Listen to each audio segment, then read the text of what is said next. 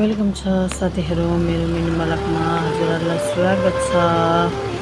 आज चाहिँ हामी खोलापारी पुगेर आएको। मेरो माइला मामाको छोरा बितेको आज 4 दिन भयो उसैको कामबाट हामी घर फर्किँदैछौँ साथीहरू। अनि भाउजूहरू चाहिँ पछाडि आउँदै हुनुहुन्छ, छिटो आउनु है भनेर बोलाउँछ। उहाँले आन्टीलाई पनि देखाउँदैछ, आन्टी मोबाइलहरू दिन्छ सो बाडी बगाने है साथीहरू भन्दै देखाउँदैछु।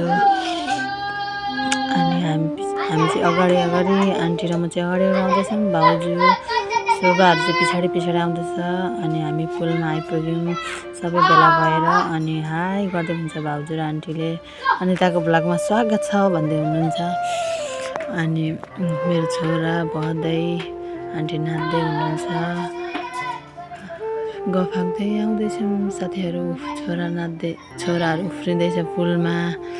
अनि हामी पनि पुल तरेर हामी माथि चढ्यौँ। उकालो छ नि त अलिकति, अनि उकालोबाट हामी आउँदैछौँ। आन्टी पछाडि मोबाइल चलाउँदै हुन्छ, ऊ भाउजू पनि मोबाइल चलाउँदै।